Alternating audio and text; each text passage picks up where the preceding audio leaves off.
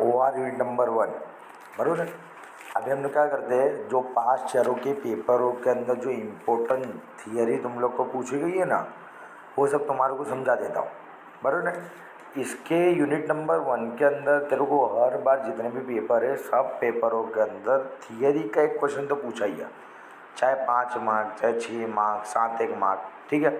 और अड़ी मार्क के जितने भी क्वेश्चन है, उसके अंदर जो यूनिट नंबर 1 का जो क्वेश्चन आता है ना, उसके अंदर भी क्या होता है, हर बार तेरे को पूछी हुई है थियरी। तब इसके अंदर थियरी के अंदर देख लेते हैं।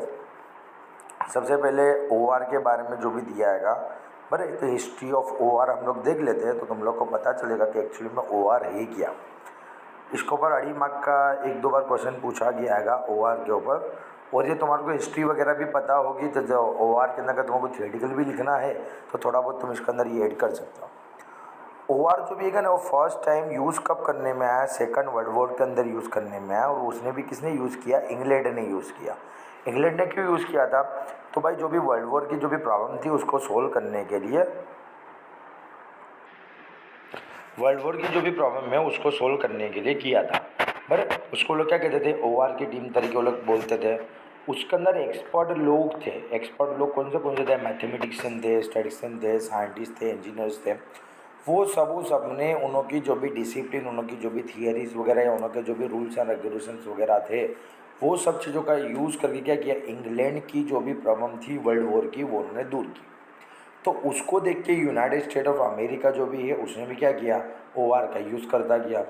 ऐसे धीमे धीमे जो भी कंट्रीज़ वगैरह उसका यूज़ करती थी वॉर के लिए, धीमे धीमे फिर उसका यूज़ किसके अंदर होता गया, इंडस्ट्री वगैरह के अंदर भी, जो भी इंडस्ट्री की जो प्रॉब्लम्स वगैरह है उसको सोल्व करने में लोग करते गए, बराबर है।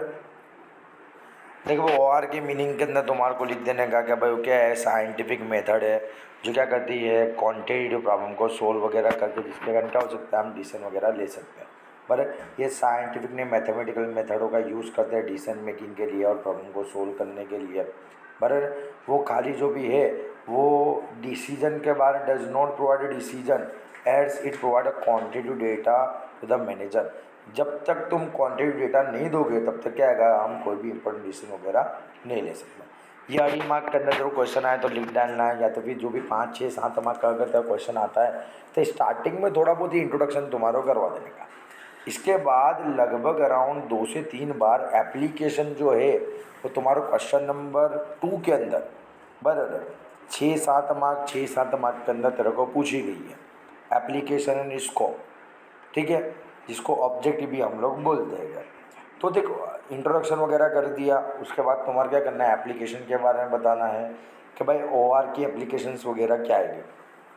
तो फर्स्ट नंबर क्या है, नेशनल प्लानिंग एंड बजटिंग। भाई 5-5 साल की जो भी प्लानिंग होती है, 5 ईयर प्लान होता है, या एनुअल बजट जो अभी रिसेंटली आया, या फोरकास्ट करना, अंदाज़ लगाना इनकम कितनी होगी, एक्सपेंडिचर कितना होगा, पॉपुलेशन कब कितनी बढ़ेगी, एम्प्लॉयमेंट कितनी होगी, जीएनपी, जीडीपी, वो सब के लिए हम लोग क्या करेंगे, ओआर का यूज़ करेंगे। जैसे कि सम टाइम हम लोग ने देखा है या हम लोग ने सुना है कि भाई आने वाले कुछ सालों में जो भी है, वो इंडिया क्या करेगा, सबसे ज़्यादा पॉपुलेशन वाली कंट्री हो जाएगी।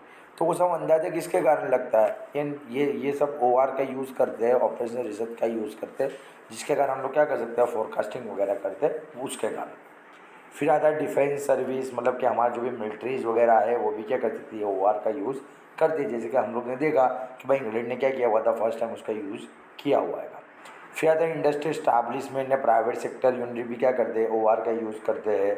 फिर रिसर्च एंड डेवलपमेंट ने, इंजीनियरिंग के अंदर उसका यूज़ होता है। बिजनेस मैनेजमेंट ने कंपटीशन में यूज़ होता है। और एग्रीकल्चर ने, इरीगेशन फैसिलिटीज़ के अंदर भी ओ आर का यूज़ होता है, ठीक है। ये सब क्या था, तेरा इंपॉर्टेंट था। स्टार्टिंग के फर्स्ट 2 पेज जो तुम्हारे पैम्पलेट के हैं, उसमें मोस्टली टाइम ये सब चीज़ें तेरी निकली हुई है। अब डायरेक्ट हम लोग क्या करते हैं, पेज नंबर जो 5 है, वहाँ पे हम लोग चले जाते हैं, क्योंकि वो ज़्यादा इम्पोर्टेंट है। इसमें एक जो टॉपिक है ना, वो तो तेरे को हर बार पूछा हुआ है। देख, अब इसके बाद आता है लीनियर प्रोग्रामिंग प्रॉब्लम। ये जो क्वेश्चन है ना, ये अड़ी मार्क्स में भी पूछते हैं, और तेरे को 3-4 मार्क के क्वेश्चन के अंदर भी आएगा। अब लीनियर प्रोग्राम जो है प्रॉब्लम है, बराबर है, उसके अंदर क्या करने का, किस तरीके से तेरे को लिखना है, और मैं तेरे को सिंपल वे में बता देता हूँ। देख, linear programming is a mathematical method. वो क्या है कि एक मैथमेटिकल मेथड है for determining a way to achieve the best outcome, जिसके कारण तुम एक बेस्ट आउटकम को अचीव कर सको, चाहे तेरा मैक्सिमम प्रॉफिट कमाना होए चाहे लोवेस्ट कॉस्ट होए। जैसे कि हम सिंप्लेक्स मेथड का यूज़ करते हैं तो वहाँ पे हम क्या करते हैं, ज़्यादा से ज़्यादा प्रॉफिट की बात करते हैं। जबकि हम लोग लीस्ट कॉस्ट है, नॉर्थ वेस्ट कॉर्नर मेथड है, वोगर अप्रोक्सीमेट मेथड है, मतलब यूनिट नंबर 2 की अगर हम लोग बात करते हैं, या unit number 3 inventory carrying cost inventory के बारे में, या unit number 4 part and CPM के बारे में अगर हम लोग बात करते हैं, तो हमारा मेन मकसद क्या होता है, कम से कम खर्चा होगा। In a given mathematical model, for some list of required represented on linear relation, linear program is a specific case of mathematical programming। भाई लीनियर प्रोग्रामिंग क्या आएगा, एक स्पेसिफिक केस है मैथमेटिकल प्रोग्राम का। ठीक है, ये तो लिखना है, साथ में मैथमेटिकल जो भी है वो भी तेरे को लिख देना है। तो मैथमेटिकल किस तरीके से लिखोगे, सीधा ने सिंपल लिखने का। देख क्या करने का, सबसे पहले ए और एक्स याद रखने का। ठीक है, देख क्या किया हुआ है, A11 x1 A12 x2, उसी तरीके से डॉट डॉट डॉट डॉट करके जाएंगे हम लोग A19 तक और xn तक जाएंगे, बराबर A1n तक जाएंगे और xn तक जाएंगे। मतलब कि A सपोज समझ ले तेरा A तेरा होता है जैसे कि 18 तक, तो A18 तो x होगा 8 तक। देख हम यहाँ 11 वाला करा नहीं तो इसे इस तरीके से यहाँ क्या आएगा, 2 वाला आएगा, मतलब 21 आएगा, 22 आएगा, ऐसे ऐसे करते जाएंगे, 2n हो जाएगा। पर इसी तरीके से हम लोग 31 वाला 41 वाला ऐसा करते जाएंगे तो क्या हो जाएगा, M1 हो जाएगा। ठीक है, ये मैथमेटिकल है। और जो भी है ये जेड वाली फॉर्मा जो हम लोग ज़्यादा से ज़्यादा प्रॉफिट कमाने के लिए कर देते, तो उसको क्या कह देने का, C1 x1 plus C2 x2। जो तुम वो सिंप्लेक्स वाली मेथड करोगे ना, तो उसके अंदर हमारी जेड की हमारी फॉर्मा वगैरह होती है। ठीक है, तो इसके अंदर अगर तेरे को पूछा हुआ है कि भाई OR का क्या करो, LLP भी का लीनियर प्रोग्रामिंग प्रॉब्लम जो भी है उसको बताओ, तो उसके अंदर ये लिखने का, मैथमेटिकल फॉर्म बोले तो मैथमेटिकल फॉर्म लिखने का, अगर खाली लीनियर प्रोग्राम बोले तो भी लीनियर भी लिख देने का, मैथमेटिकल भी लिख देने का। ठीक है, फिर आता है सबसे ज़्यादा बार रिपीटेड हुआ क्वेश्चन जो तेरे को मोस्टली टाइम पेपरों के अंदर पूछा गया है, सम इम्पोर्टेंट डेफिनेशन में solution, feasible solution, basic solution, optimum solution, unbounded solution, dedicated solution. ये जो 6 हैंगे ना, इसमें तेरे को सबसे ज़्यादा बार ये जो है तेरा सेकंड नंबर और फोर्थ नंबर ने फिफ्थ नंबर, ये तेरे को सबसे ज़्यादा बार पूछा गया। देख अब इनों के बारे में देखते हैं। अब ये पूछ सकते हैं कि तो कैसा पूछते हैं क्या, 2-2 मार्क्स में तेरे को पूछते हैं। 6 मार्क्स का क्वेश्चन हो तो तेरे को पूछ लेंगे कि भाई ये 3 को एक्सप्लेन करो। मतलब ये 6 तो तेरे को करके जाना है, क्योंकि 6 के अंदर से 3 तो तेरे आ जाएंगे, 3 ही तो चले, 2 तो आ जाएंगे। मतलब कि तेरा आराम से 4-5-6 मार्क का तो क्वेश्चन तेरा कल फिक्स हो जाएगा। देख क्या बोला हुआ है, the decision variable which satisfy the constant of linear program. Linear program क्या होगा, जो भी कॉन्स्टेंट है उसको सेटिस्फाई करेगा और जो सॉल्यूशन मिलेगा उसको क्या बोलेंगे, उसको हम लोग सॉल्यूशन बोलेंगे। जबकि फेसिबल सॉल्यूशन किसको बोलते हैं, तो एलएलपी को सेटिस्फाई करके तेरा क्या हुआ है, नॉन नेगेटिव रिस्ट्रिक्शन वाला तेरा आंसर आता है, मतलब सब पॉजिटिव वगैरह के अंदर तेरा आंसर आता है, उसको फेसिबल सॉल्यूशन कहते हैं। बेसिक सॉल्यूशन किसको कहते हैं, तो देख कि भाई जैसे कि जो सॉल्यूशन के बेसिस के ऊपर हम दूसरे सॉल्यूशन हम लोग काउंट करेंगे उसको बेसिक सॉल्यूशन कहता है। बट इसके अंदर देख तुम लिखो ना तो उसमें ये एक्सप्लेन तेरे को कंपलसरी करना है। ठीक है, इसके बारे में तेरे को बताना कि क्या करना है कि जो तेरा आंसर हो वो कैसा होना चाहिए। देख where A is m multiply by n matrix of the rank m, let B n e m multiply by m sub matrix form. पर ये थोड़ी 1-2 लाइन लिख देने नहीं, ये तेरे को ये लिख देना है। ठीक है, फिर आता है ऑप्टिमम सॉल्यूशन। तो ऑप्टिमम सॉल्यूशन के अंदर क्या भाई, हम लोग शॉर्ट रिवीजन करेंगे, ऑलरेडी इसके पहले सब कंप्लीट तुम्हारा करवा दिया है, थियरी पोर्शन यूनिट नंबर 1 का, पर इसकी ऑडियो भी तुम्हारे ग्रुप के अंदर अवेलेबल होगी।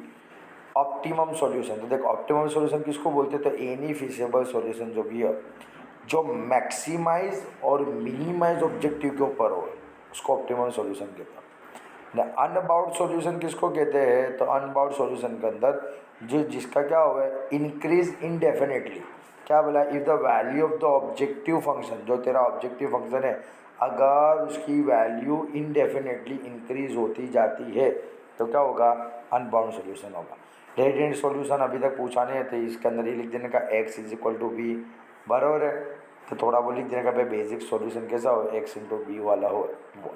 अच्छा, इसके बाद फिर एक क्वेश्चन तेरा इसके अंदर आता है कि भाई दूसरी कौन सी मेथड हैगी, तो कौन सी मेथड हैगी एलपीपी की। बिट नंबर 1 में कौन सी मेथड है, तो ग्राफिकल मेथड का हम लोग ने सम देखा, हमने सिंप्लेक्स मेथड का सम देखा, बी के एम मेथड जो है उसका सम जो भी है वो मैं तुम्हारे को अभी थोड़ी देर के अंदर उसकी वीडियो भेज देता हूँ। तो 3 मेथड है, ग्राफिकल सॉल्यूशन मेथड है, सिंप्लेक्स मेथड है, एंड जाती है मेथड एल्गोरिथम फॉर सिंप्लेक्स, वो सिंप्लेक्स मेथड है, बराबर है। ने बी गेम मेथड है, 3 तरीके की मेथड है, बराबर। तो मेथडों के बारे में मतलब कि खाली टाइप्स पूछा था अड़ी मार्क के अंदर एक बार क्वेश्चन, ठीक है। नहीं फिर भी ऐसा कभी टाइम हो तो देख टाइप्स ऑफ मॉडल पर लेने का।